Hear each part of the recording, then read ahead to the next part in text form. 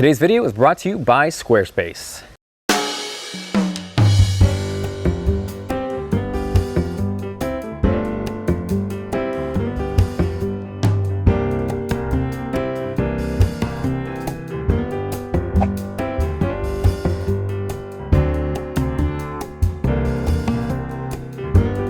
Hey guys, Jonathan here with TLD. Hope you guys are having an awesome day. And for those who have been following the video world, know that as of last week, the Panasonic GH4 is official. So I've had mine for a few days now. I posted a couple teasers on Twitter and on Instagram, and I've been getting tons of questions on when is the video coming. Now I really wanted to spend some time with it and learn it because prior to this video, I've always been a Canon guy. So in terms of DSLR video, I started out with a Canon 7D, then I kind of downgraded down to a 60D, but only because it had the flippable LCD, but for me that was perfect.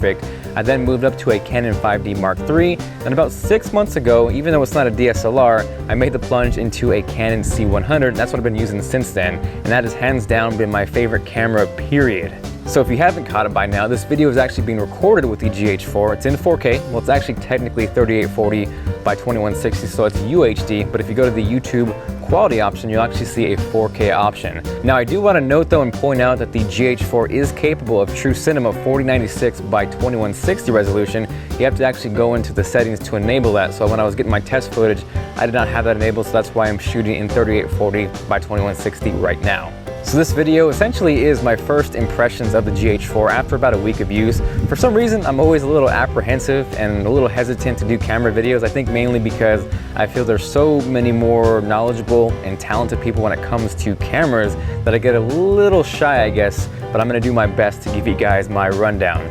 So this video is a little more casual. It's not going to be super technical, but if you do want to see a more detailed, in-depth review, let me know by hitting that like button. So a little quick info about the GH4, just in case you have not been following. It's a mirrorless micro four thirds camera, and my first impressions of it is that it's really small. The first day I got it, I actually threw it on a set of Blackmagic cinema camera handles just to see how it would feel on a rig. It worked really well. I was able to get some pretty stabilized shots, but to be honest, the thing is so damn light that you really kind of don't need that. And as a little segue from the Blackmagic handles, I was actually testing out the production 4K camera, and if you guys want to see a comparison of that versus the GH4, definitely let me know. Now getting back to the lightness of the GH4, it kind of almost feels like a toy when you compare it to a 5D or even like a C100, which absolutely dwarfs it. But I took the same test and took it off the handles and kind of messed around and see how it would feel free-handed. Now because the camera's so small, you're able to do a lot of things that you maybe couldn't normally do with heavier cameras. So if you're using handheld, that in combination with the really light lens combinations gives you a lot of room to do some cool stuff. So speaking of lenses, in terms of what I picked up to go alongside my GH4, I grabbed the Panasonic Lumix G Vario 12-35 f2.8 lens. And if you have no idea or are not familiar with micro four thirds cameras, you might look at that focal length and say, holy balls, that is wide as crap. But actually, because of the crop factor, which is 2 times on the GH4, that 12-35 is actually equivalent to a 24-70 on something like a full frame 5D Mark III. As you guys can hear, I got the pups arguing in the background. So here's a little quick clip of them. So you guys can see Melody barking at Big Mac, and she actually just got her summer haircut. So she's looking all super clean. She's such a tiny little dog with her haircut. Big Mac is licking the lens. Big Mac, you're in 4K, dude. Now, a quick side note, your average run-of-the-mill SD cards are not going to work with the GH4 in terms of 4K video recording. This is 100 megabits per second, so you need a really fast SD card to accompany it. I actually picked up a Kingston and a stupid, ridiculously fast SanDisk Extreme card, both of which I will have linked down below. So far, both have worked perfectly. Obviously, the SanDisk is rated much faster, but I haven't had any problems with the Kingston. Again, if you guys do want to see a full review, I'll get into more detail on these SD cards in that video.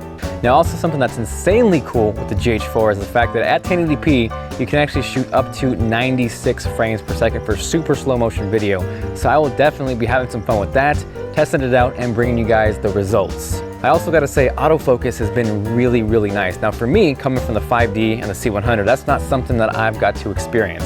I know it's out there on the 70D, but for me it's new, and it's definitely been a great experience so far. Speaking of autofocus, right now I have it on the face detect, so if you guys want to let me know how that's working, I can see it tracking my face right now. But for me, that's something, like I said, I've never had before, so definitely let me know what you guys think of the face focus detection with a comment down below.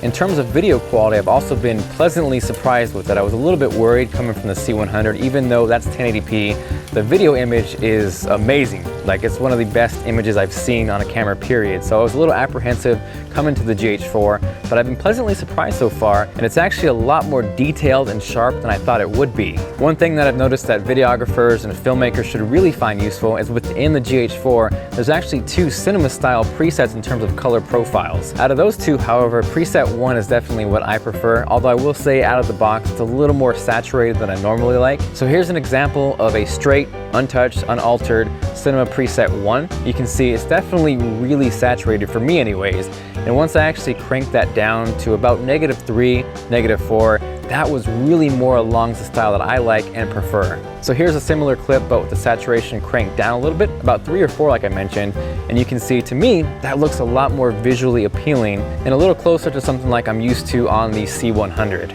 So like I said, this has mainly been my first impressions of the GH4. If you guys do want to see comparisons of this against the Blackmagic 4K camera, these pups are going at it again, let me know with a comment down below. So hopefully you guys enjoyed that footage. If you did, and you are feeling like being awesome, make sure to hit that like button. It is much appreciated, and of course it does help the channel out. Now before I hop out here, I want to give a huge shout out to Squarespace for helping support the channel and helping us create content like this. So if you guys weren't aware, Squarespace is one of the simplest and easiest ways to set up your own website. They have over 20 customizable templates, drag and drop functionality, so it's insanely easy to use. Everything is optimized to look good automatically, so whether you're on your laptop, your smartphone, or your tablet, it is going to look fantastic.